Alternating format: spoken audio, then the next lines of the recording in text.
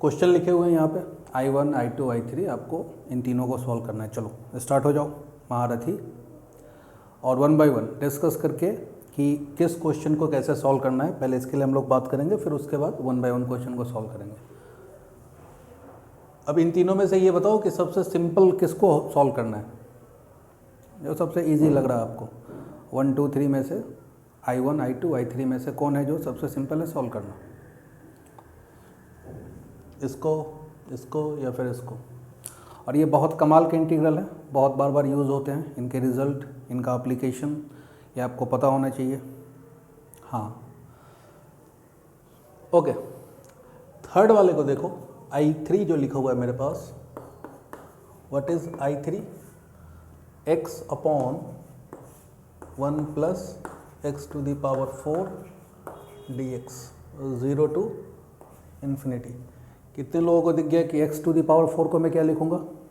X square लिखूंगा, x square का square लिखूंगा, ठीक है, एक्स स्क्वायर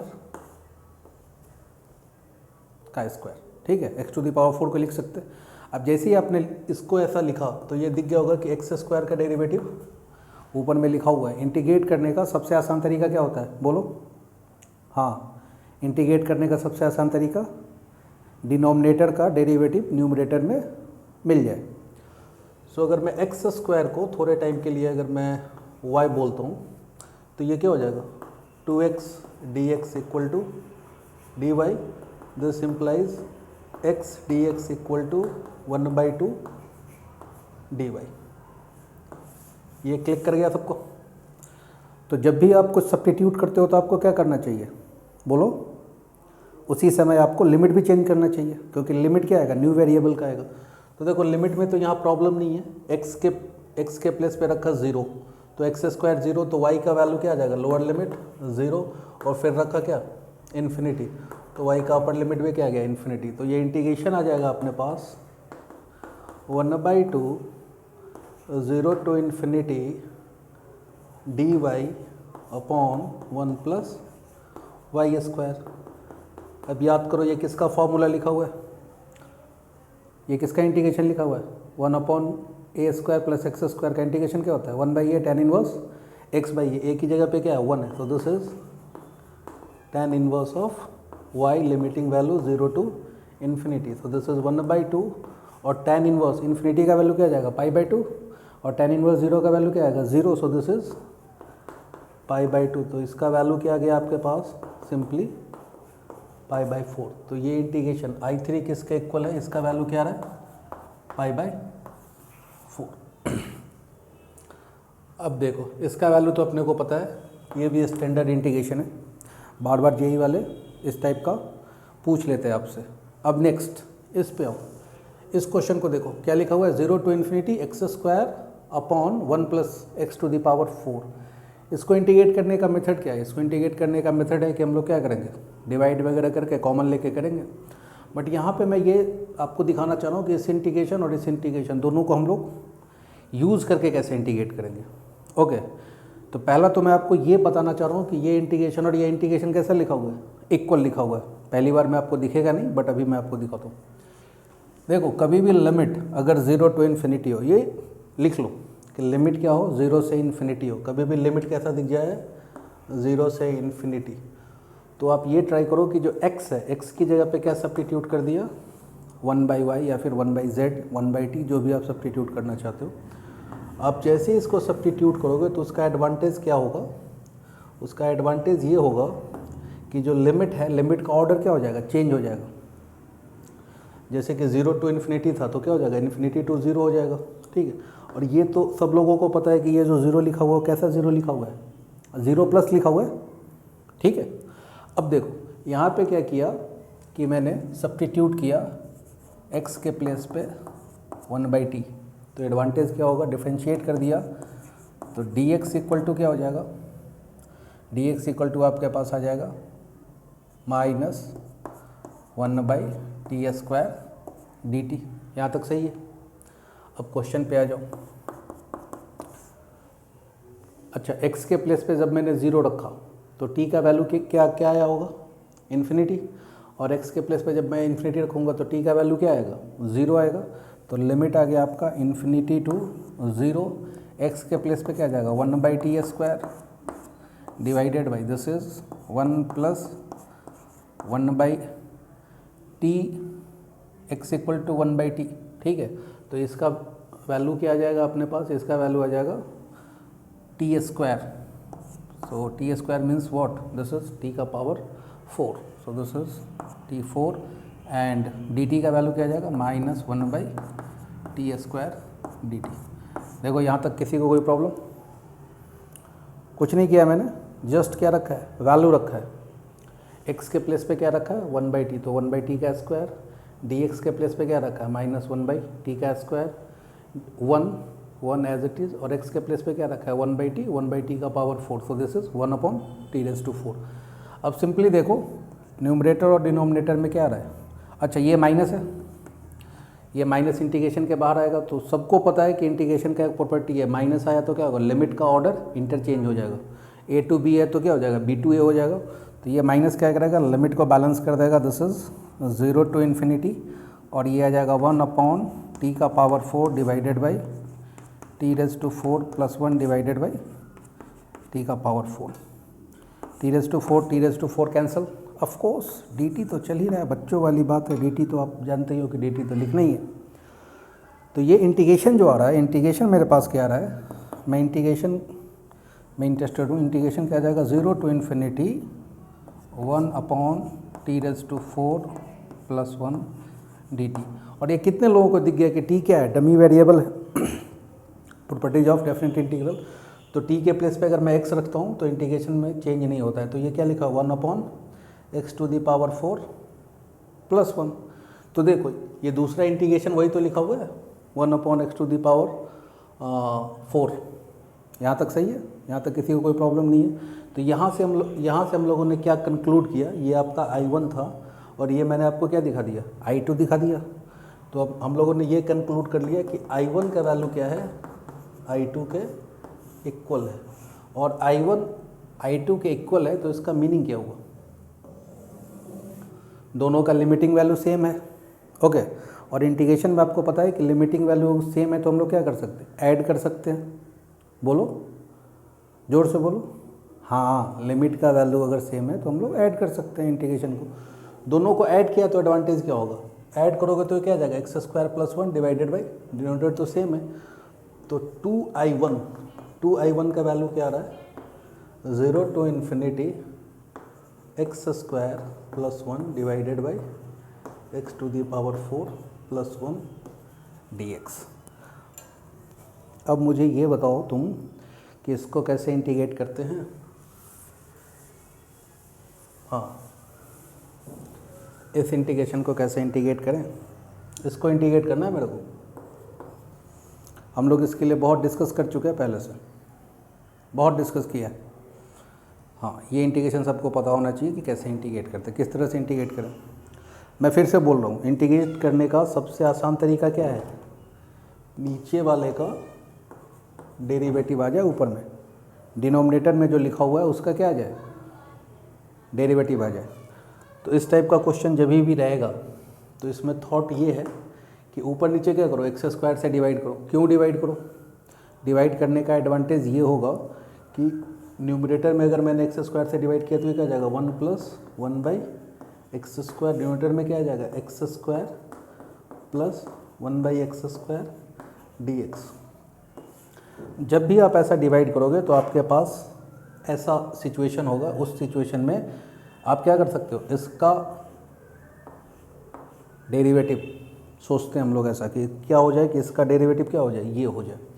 तो ये सोचो कि ये जो फंक्शन लिखा हुआ है 1 + 1/x², ये किस फंक्शन का डिफरेंशिएशन हो सकता है। उल्टा सोचो, 1 + 1/x² किस फंक्शन का डिफरेंशिएशन हो सकता है। मैं लिख रहा हूँ यहाँ पर 1, ये किस फंक्शन का डेरिवेटिव हो सकता है, तो ये डेरिवेटिव हो सकता है x - 1/x का, सही है। x - 1/x, इसको मैं बोल दिया थोड़ा टाइम पे z बोल देता हूँ मैं।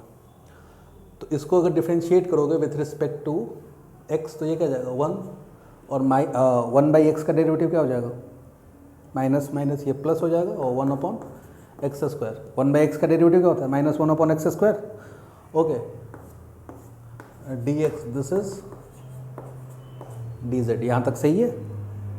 किसी को कोई प्रॉब्लम? सोचा कैसे मैंने, ये सोचा कि ये किस फंक्शन का डिफरेंशिएशन होगा। अच्छा देखो, ये अगर लिखा हुआ है ऐसा और इसको मैंने स्क्वायर कर दिया, देखना जरा, इसका क्या किया, दोनों साइड स्क्वायर कर दिया, तो क्या क्या प्रकट होगा, x² plus 1/x² -2 equal to z²। तो यहाँ से मेरे को क्या मिल गया, x² plus 1/x² equal to z² plus 2। ये भी अपना एडवांटेज हो गया। x² प्लस 1/x² को मैं क्या लिखूँगा, z² प्लस 2, और z² प्लस 2 को देखते ही खुश हो जाना अपने को। क्यों? क्योंकि z² को तो छेड़ना नहीं है, और 2 को क्या लिख लिया, √2 का स्क्वायर। तो पहले इंटीग्रेशन में जो हम लोगों ने किया था कुछ उसी टाइप का फंक्शन आ रहा है, सही है। लिमिट के लिए सोच लेते हैं, लिमिट क्या होगा, लिमिट। अच्छा देखो, x का वैल्यू, लिमिट यहाँ क्या चल रहा है, 0 टू इन्फिनिटी, x का वैल्यू 0 है, तो 0 रखा, 0 -1/0, दिस इज इन्फिनिटी, तो दिस इज -इन्फिनिटी। तो t का लोअर लिमिट क्या आ गया, -इन्फिनिटी, और x के प्लेस पे क्या रखा मैंने, इन्फिनिटी, तो इन्फिनिटी और minus this 0, so this is plus infinity. तो इंटीग्रेशन चेंज होके क्या आ रहा है, 2i1 का वैल्यू क्या आ रहा है मेरे पास, -minus infinity to infinity 1 + 1/x² dx, इसकी प्लेस पे क्या आ जाएगा, simply dz divided by x² plus 1/x², इसके प्लेस पे क्या आ जाएगा, z² प्लस 2। तो z² और 2 को क्या लिख लिया, √2 का स्क्वायर। क्यों? थोड़ा सा खूबसूरत बना दिया इसको। खूबसूरत बना, क्यों बनाया सर खूबसूरत? खूबसूरत लोग अच्छे लगते हैं देखने में, ठीक है। लोग कितना खर्चा करते हैं खूबसूरत होने के लिए, ठीक। अपने को इस खूबसूरती का एडवांटेज क्या है, जल्दी से बोलो, इस खूबसूरती का क्या एडवांटेज है? ये लिखा हुआ है tan inverse what, x² plus a², x² plus a², क्या होता है इंटीग्रेशन, 1/a tan इनवर्स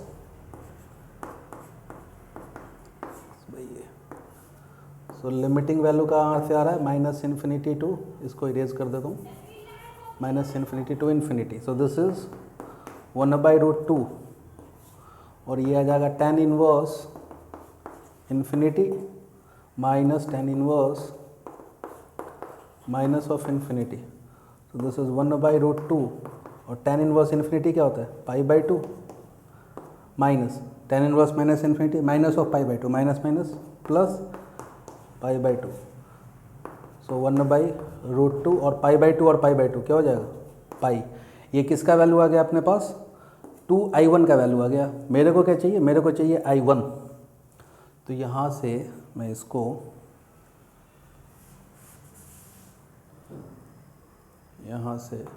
यहाँ पे लिख देता हूँ, 2i1 equal to 1/√2 multiplied by pi, so i1 का वैल्यू क्या आ गया, 2√2 multiplied by pi, so this is your final answer. क्या सीखा हमने? हमने इस क्वेश्चन में सीखा मैनिपुलेशन। बहुत टाइम, बहुत समय पे आपके पास ऐसे क्वेश्चन आएंगे और आपको क्वेश्चन को देख करके ये सब अप्रोच आपको दिखना चाहिए। इसमें क्या है, डिफरेंशिएशन सोचा कि ये किस फंक्शन का डेरिवेटिव हो सकता है। ओके, कॉपी कर लो अच्छे से, और नहीं समझा तो बोलो, ठीक। जो लोग क्लास में नहीं बोलते हैं ना, वो भाषणों में बहुत बोलते हैं, तो क्लास में बोलो, तो बाहर जाके बोलने से कोई फ़ायदा नहीं। तुम बोलोगे भी, किसी को पता नहीं चलेगा। यहाँ पे मैं आपसे पूछ रहा हूँ तो आप बता नहीं रहे। नहीं बोलने का मतलब ये नहीं है कि आपको पूरा का पूरा समझ में आ गया। हाँ हाँ, सुनाऊँगा कहानी, किस्से, शेर व शायरी, ये सब, ये टीचर का तो यही काम है आज के डेट में। नहीं, कॉमेडी शो देखने के लिए आया हो क्या? इसको इरेज कर दूं क्या? हाँ चलो ठीक। अब कुछ ऐसे क्वेश्चन जिसमें क्या है कि ये क्वेश्चन बहुत परेशान करते हैं स्टूडेंट को, ठीक है। जबकि प्रॉब्लम ये है कि आप कॉन्सेप्ट को अगर आप समझ जाते हैं तो आपके लिए बहुत सिंपल हो जाता है, और अगर आप कॉन्सेप्ट नहीं समझ रहे हैं तो फिर क्या है कि ऐसे क्वेश्चन आपके लिए परेशानी है। हर एक जगह पे आप देखेंगे, हर एक बुक में इस टाइप के क्वेश्चन मिलते हैं। तो जैसे कि अगर किसी ने बोल दिया कि evaluate 0 to 2 x square dx, अब जैसे ये देखा इसमें क्या है कि तोते उड़ने लगते हैं। अब बॉक्स में सामने वाला कुछ भी दे सकता है, एक्स स्क्वायर दे दिया, एक्स क्यूब दे दिया, tan इनवर्स, sin इनवर्स, कुछ भी दे सकते हैं वो। और जैसे ये फंक्शन आते हैं तो लोगों को क्या है, परेशानी होती है। कॉन्सेप्ट पहले समझने का है, उसके बाद फिर अप्लाई करने का।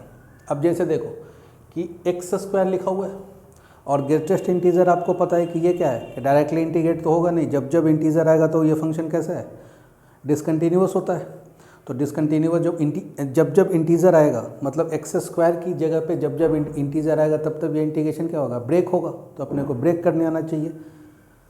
अब ये कितने लोगों को नहीं पता है कि ये जो 0 to 2 लिखा हुआ है ये किसका लिमिट लिखा हुआ है, ये x का लिखा हुआ है लिमिट, x = 0 to x = 2। अब देखो मेरे को सोचना किसके लिए, मेरे को सोचना एक्स स्क्वायर के लिए। तो एक्स स्क्वायर के लिए अगर सोचना है तो अपने को ये सोचना है कि x अगर 0 से 2 में है, क्या बोल रहा हूँ मैं कि x अगर 0 से 2 में है तो एक्स स्क्वायर कहाँ से कहाँ होगा, स्क्वायर कर दो 0 से 4 में। और x स्क्वायर 0 से 4 में है तो अपने को ये सोचना होगा कि इसमें इंटीजर कब कब आएगा। तो 0 आएगा, 1 आएगा, 2 आएगा, 3 आएगा, 4 आएगा। तो ये वैल्यू किसका है, एक्स स्क्वायर का है, इंटीजर पे। तो जो एक्स स्क्वायर अगर 0, 1, 2, 3, 4 है तो x क्या क्या होगा, 0, 1 का square √1, this is √2, this is √3 and this is 2। तो अपने को क्या दिख गया, अब इसका इंटरवल दिख गया जहाँ जहाँ पे अपने को इसको ब्रेक करना है। यहाँ तक सबको समझ में आया। अगर आपने इस कंसेप्ट को पकड़ लिया तो फिर क्या क्वेश्चन आपके लिए क्या है, हल हुआ है।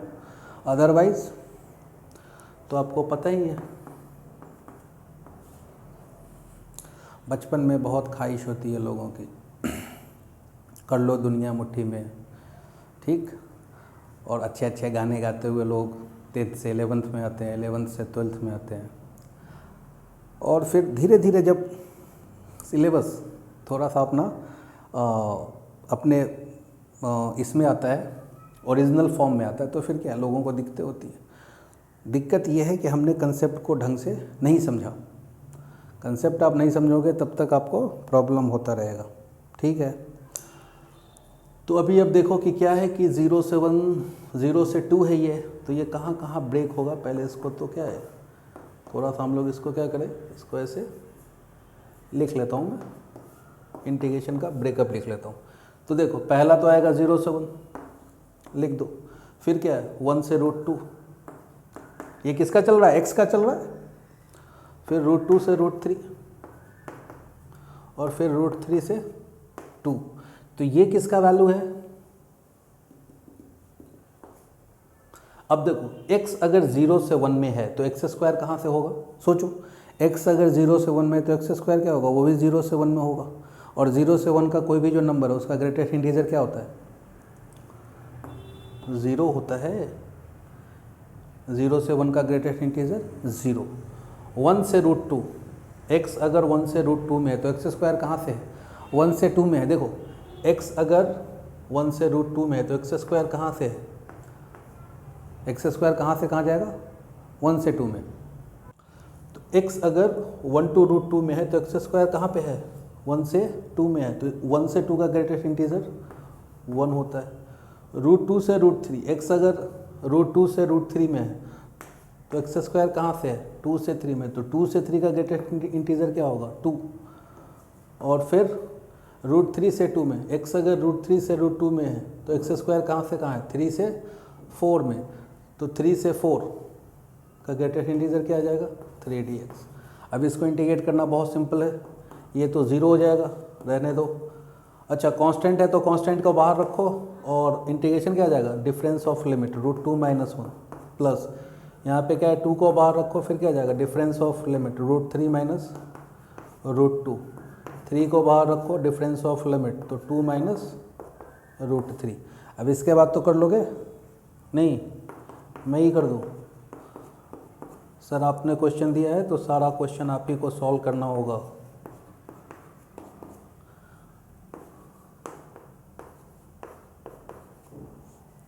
Six minus 1, this is 5 root 2 minus 2 root 2, so this is root 2 minus root 2 3 root 3 2 root 3, so this is root 3। ये आपका आंसर समझ में आया सबको? हाँ, अब एक सिंपल सा क्वेश्चन और लेते हैं हम लोग। क्वेश्चन है आपके लिए बहुत basic, 0 to pi under root 1 plus cos 2x divided by 2dx। अच्छा, इन सबको यूज़ करके जेई वाले बहुत क्वेश्चन पूछते हैं। ठीक है, अभी जेई का जो हम लोगों ने प्रीवियस ईयर क्वेश्चन किया है उसमें जिनका इस बार एग्ज़ाम है आईआईटी का, उनके लिए हम लोगों ने पूरा का पूरा डिटेल में सॉल्व किया, उनको बताया है। आपके लिए तो भी टाइम है, नेक्स्ट ईयर देखेंगे, बट उतना भी टाइम नहीं है, कंसेप्ट को समझना बहुत ज़रूरी है। तो क्या लिखा हुआ इधर? तो ये दिख गया ना, 1 plus cos theta divided by 2, तो ये क्या लिखा हुआ है? Cos square 2 cos square x लिखा हुआ है। यहाँ तक तो सबको पता ही होगा, बच्चे को पता होगा कि 1 प्लस कॉस 2 थीटा क्या हो जाएगा, मैं लिख ही देता हूँ, 0 से पाई, और ये आ जाएगा under root 2 cos square X divided by 2। यहाँ तक तो सबका आना ही चाहिए, 2 से 2 चला गया। अब इसके बाद आ गया क्या? Under root cos square. अब अंडर रूट कॉस स्क्वायर आ गया, अब देखो जरा ध्यान से सुनना जरा बातों को। अंडर रूट कॉस स्क्वायर आ गया तो इसका मीनिंग क्या है कि कभी भी अगर under root F of X से आपका मुलाकात हो जाए तो इसको आपको लिखना कैसे है? Mod of F of x लिखना है। नहीं समझा? स्क्वायर रूट में जब भी कुछ है, अब देखो इधर, अगर यहाँ पे ये लिमिट नहीं होता, ये प्लेन किसका क्वेश्चन होता? इनडेफिनेट इंटीग्रेशन का। तो उसमें क्या है कि हम लोग अंदर में स्क्वायर आ गया, डायरेक्ट हम लोग लिख देते। बट क्या ये क्वेश्चन किसका है? डेफिनेट इंटीग्रल का। अभी मैं आपको कंसेप्ट भी एक्सप्लेन करूँगा कि इसमें कैसे है कि फंक्शन अगर किसी पॉइंट पे नॉन डिफरेंशिएबल है तो नॉन इंटीग्रेबल होगा, तो उस पॉइंट को आप डायरेक्टली इंटीग्रेट नहीं कर सकते। तो अभी थोड़ा सा इसको ऐसा लिख लिया, 0 to पाई, और ये लिख लिया mod of cos x dx। यहाँ तक आई होप सबको क्लियर होगा। अब देखो, ये तो आंसर कैलकुलेट करना बहुत डिफ़िकल्ट नहीं है। ये कॉस का ग्राफ है, ये पॉइंट क्या है? पाई बाई 2 है, ये पॉइंट क्या है? पाई है। अपने को यही इंटीग्रेशन कैलकुलेट करना है। तो ये एरिया और ये एरिया इन दोनों का आएगा। तो सिमेट्री से दिख रहा है कि ये जो वैल्यू आएगा वो वैल्यू क्या है? इस वैल्यू के इक्वल है। बट मॉड लगा हुआ है। मॉड लगने का मीनिंग क्या है कि ये ग्राफ क्या हो जाएगा? जो पॉजिटिव है वो तो पॉजिटिव रहेगा ही। मॉड लगने का मीनिंग क्या है कि जो एरिया या फिर जो ग्राफ का पोर्शन बिलो एक्स एक्सिस आ रहा है उसका क्या आ जाएगा? उसको क्या करना है? एबव एक्सिस ले लेना है। तो ये कुछ इस टाइप का आएगा अपने पास। तो अपने को जो चाहिए वो जो ब्लू और ग्रीन, ये जो एरिया है, ये जो एरिया मैंने मार्क किया है ब्लू और वाइट से और रेड एंड वाइट से, ये अपने को चाहिए। तो ये डायरेक्ट दिख रहा है कि कहीं पे भी अगर ऐसा लिखा हुआ है 0 to pi by 2 cos x dx, तो इसका एरिया क्या होता है? इसका एरिया होता है 1। साइन भी रहेगा तो क्या आ जाएगा? 1। तो अपने को ये पता है कि इसका वैल्यू 1 आएगा, इसका वैल्यू भी क्या आएगा? 1 आएगा। तो आंसर क्या आ जाएगा? आंसर तो डायरेक्टली आ जाएगा 2। ठीक है, आंसर आ जाएगा अपना डायरेक्टली 2। बट इसको क्या है कि इसको आप ऐसे भी समझो, अगर आपको विजुअलाइज नहीं हुआ या फिर थोड़ा सा उसमें प्रॉब्लम है तो इसको सोचो। अभी क्या करेंगे हम लोग, ये तो क्लियर कर दिख गया कि ये जो पॉइंट है पाई बाई 2, ये जो इंटरवल है 0 to पाई, इसको अपने को क्या करना होगा? हम लोग मॉड cos x को डायरेक्ट इंटीग्रेट तो कर नहीं सकते 0 से पाई में, क्योंकि ये जो पॉइंट है ये क्या है? ये चीख चीख के बोलेगा कि ये पॉइंट क्या है? इस पॉइंट पे फंक्शन का क्या करना होगा? मॉड को अपने को ब्रेक करना होगा, क्योंकि पाई बाई 2 से पहले ये प्लस साइन के साथ ओपन होगा, पाई बाई 2 के बाद क्या है? माइनस साइन के साथ ओपन होगा। तो इसको ब्रेक कर लिया, 0 to pi by 2 cos x, first quadrant, all ratio are positive, 0 से 90 में क्या है, साइन कॉस सब पॉजिटिव होता है। और फिर क्या हो जाएगा, π/2 टू पाई, और π/2 टू पाई में क्या है, कॉस कैसा है, नेगेटिव। तो आप ऐसे भी देख लो कि इसका जो आंसर आने वाला है, आंसर क्या आने वाला है, इसका आंसर तो क्या आ जाएगा, 1 आएगा, और ये माइनस बाहर चला जाएगा।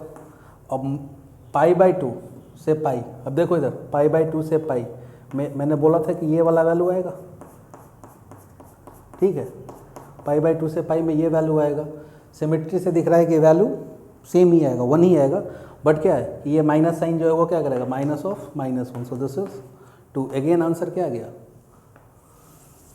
आंसर तो अपना 2 ही आ गया।